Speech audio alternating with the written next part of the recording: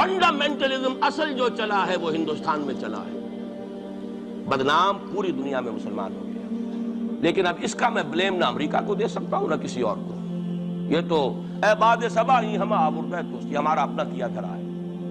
میں آپ کو ایک حوالے سے بتا دینا چاہتا ہوں، ہمارے ہاں علامہ مشرقی اٹھے، چپ راس چپ چپ راس چپ اور بیل چاپ پورے ہندوستان کو دہلا دیا، دہل گئی زمین ہندوستان کی، راس کماری سے لے کے درہ خیبر تک، اور بڑے بڑے نوٹیبلز، یہ تحریک اتنی عظیم تھی، اتنی آرگنائز تھی۔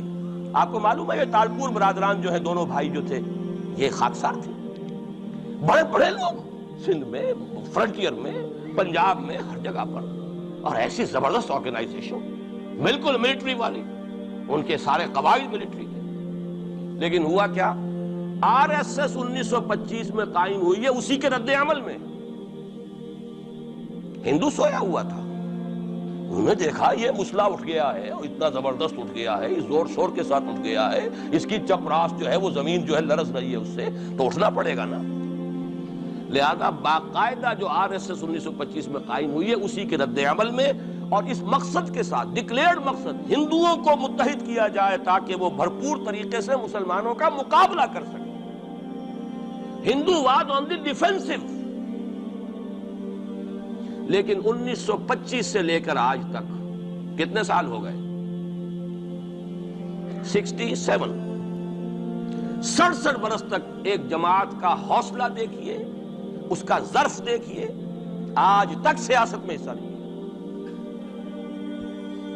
پاور پالیٹکس سے کوئی تعلق۔ 67 لانگ ایئرس، اتنی فالوئنگ ہے کہ ویسٹ میں تو اتنی موٹی موٹی کتابیں چھپی ہیں، شکاگو یونیورسٹی سے اتنی موٹی کتاب تھی، برادرہڈ ان سیفرن، آر ایس ایس کے اوپر ڈاکومنٹ، 25 لاکھ ان کا اس وقت کارڈر موجود ہے جو کہ ان کا ٹرینڈ ہے والنٹیئر، لیکن وہ جماعت الیکشن میں نہیں آئی۔ کچھ اپنے اثر تحت کچھ اور لوگوں کو لڑو، اور آپ نے نام بھی نہیں سنا ہوگا، اس کے 3 امیر یا گرو جو ہیں گزر چکے ہیں، تیسرا ہے اس وقت۔ پہلا ڈاکٹر بالی رام ہیجواڑ، کسی نے نام سنا آج تک؟ کوئی پرسنل پبلسٹی کی کوشش کی اس نے، کام کیا۔ دوسرا مہادیو گولوالکر گرو جی، کسی نے نام بھی نہیں سنا ہوگا۔ اس وقت کون ہے؟ بالا صاحب دیورس۔ یہ 3 ان کی عمارتیں کہہ لیں یا جو بھی کہہ لیں، خلافتیں ہیں جو آئی ہیں، اور ایسا منظم نظام ہے، لیکن کہیں سیاست میں سے ہمارا فنڈامنٹلسٹ سیاست کے میدان میں آ کے زیرو ہو چکا۔ پہلے تو علامہ مشرقی اٹھے تھے، وہ تو ویسے ہی ایک جوش کے اندر آ کر ایک خاص جذبات کی کیفیت میں اپنی موومنٹ کو کال آف کر کے بیٹھ گئے۔ 10 لاکھ آدمی، غالباً 10 لاکھ کی فگر تھی، 10 لاکھ یا 1 لاکھ جتنے بھی تھے، میں فگر کے بارے میں نہیں کہہ سکتا، دلی میں جمع نہیں ہوں گے تو میں پارٹی کو ڈسبینڈ کر دوں۔ وہ چند افراد کی کمی رہ گئی تھی اس فگر سے، تو اسی غصے میں آ کر پارٹی ڈسبینڈ، ختم۔